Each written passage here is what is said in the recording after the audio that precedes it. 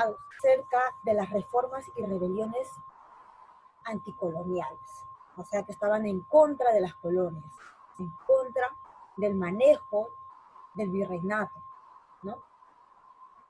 ¿Qué fueron las reformas? Las reformas, como ya les había mencionado, fueron protestas y luchas de grupos sociales, especialmente de los indígenas, ¿no? Ahora, ¿por qué fueron motivados los indígenas en luchar contra los españoles? Pues fueron motivados por el descontento, ¿no?, de las reformas borbónicas. Pero, ¿qué son las reformas borbónicas? Aquí voy a explicar hacia grandes rasgos, ¿no? Las reformas borbónicas eran un conjunto de leyes nuevas en el aspecto económico y político, pero venían de España. Entonces, recuerden que cuando los españoles llegaron a conquistar el Tahuantinsuyo, en España el que gobernaba era la dinastía Habsburgo. Esta dinastía Habsburgo pues se encargó de conquistar colonias, ya sea en América y en varios lugares. Entonces, España en Europa pues era un auge, era la potencia, por decirlo así. Ya, pero para el siglo XVIII llegaron pues otros reinos como Inglaterra, Alemania, que no solamente conquistaron colonias, sino ya tenían un avance tecnológico. Ya habían reemplazado el carbón por el combustible, ¿no? Utilizaron, o sea, la producción lo tenían en serie, textileras en Europa. Ya no eran solamente por la mano de obra del campesino, sino ya utilizaban maquinarias. Entonces, a raíz de esto, pues España va decayendo el reino de España, porque los que van alzando o van entrando en auge van a ser Inglaterra, Francia, entre otros. Es ahí que llega la dinastía borbónica, ¿no? Dice, al parecer la dinastía Habsburgo no está sabiendo sobrellevar la situación, ¿no? Ya no somos la potencia. Entonces sacan del poder a los Habsburgos y los que asumen el poder en España van a ser los Borbones. Es por ello que ellos, cuando llegan al poder, pues hacen una serie de reformas. A ellos le llamamos las reformas borbónicas. Dentro de las reformas borbónicas dentro de estas leyes, teníamos, por ejemplo, el control absoluto de todas las colonias. Ahora, otra de las leyes, recursos a costa del trabajo del pueblo, ¿no? Si antes el campesino, en este caso de la mina, pues, no sé, producían, por decirlo, 3 toneladas de oro, pero para la reforma borbónica era muy poco esto. No tenían que producir 3 toneladas, sino 6 toneladas. Entonces, ¿qué pasó? Entonces, en las mineras dijeron, no, ya no vas a trabajar hasta las 5 ni a las 6, ahora vas a trabajar hasta las 10 de la noche. Entonces, les incrementaron el horario de trabajo. Ahora, otra de las normas y leyes era obligar a todas las colonias que compren productos que venían de España, solamente de España. Es más, eran productos que ni siquiera el campesino lo iba a utilizar. Era innecesario para ellos, pero igual les obligaban que compren, ¿no? Todo para que genere ingreso el Reino de España. Ahora, para generar más ingreso económico, España aumentó el impuesto a todos, no solamente a los indígenas, ahora tenían que pagar los mulatos, los criollos y otras clases sociales. Entonces ahí es donde la gente se empezaba pues a incomodar. Dije, pero yo no pagaba impuesto antes, ¿por qué ahora me están cobrando? Y los que pagaban, yo no pagaba esa cantidad, es mucho para mí. Entonces había ya un descontento. Y a esto le vamos a agregar los títulos nobiliarios, ¿no? Por ejemplo, habían algunas autoridades que eran criollos. Recuerden que los criollos son hijos de españoles, pero nacidos en América. Entonces, con esta reforma dice, todos los criollos no pueden asumir ningún cargo en ninguna colonia, solamente los españoles nacidos en España, solo ellos. Uy, y eso fue la detonante, ¿no? Entonces, a raíz de esta nueva reforma borbónica, pues hay un descontento. Entonces, a raíz de este abuso contra la población, aparecen dos personajes, ¿no? Primero vamos a empezar con Juan Santos Atahualpa. Pero, Miss, ¿quién es Juan Santos Atahualpa?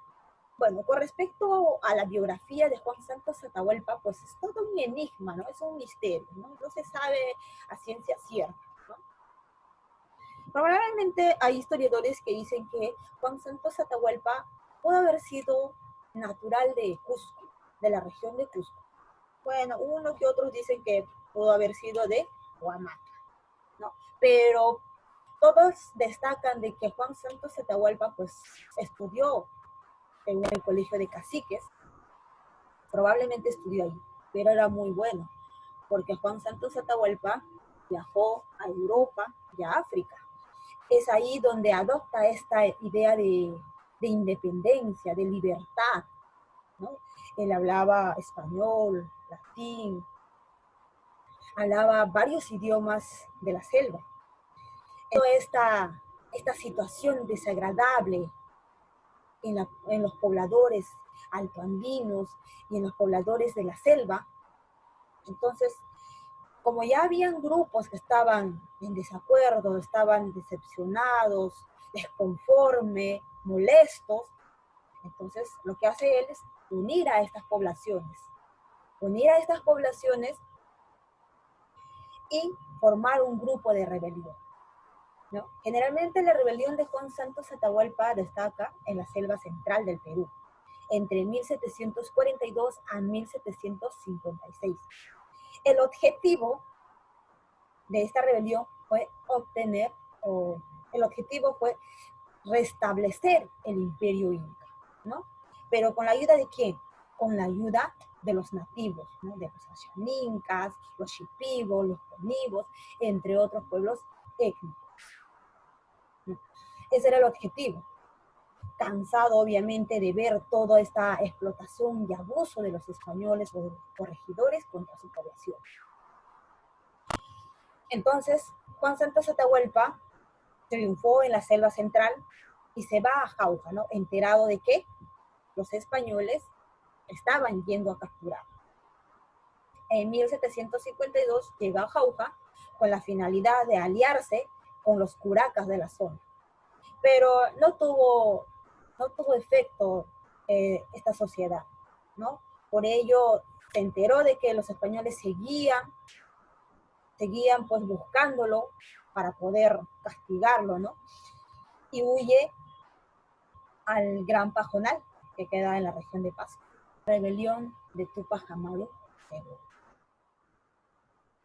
Esta rebelión pues es considerado el principal movimiento indígena del siglo XVIII. Pero ¿quién era Tupac Amaru II? En sí, su nombre pues era José Gabriel Condorcanqui, era un cacique, era un comerciante rico.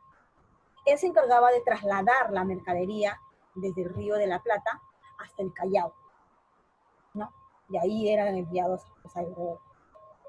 Pero en ese trayecto, pues él pasaba por Potosí, una de las minas, por Potosí y Cusco.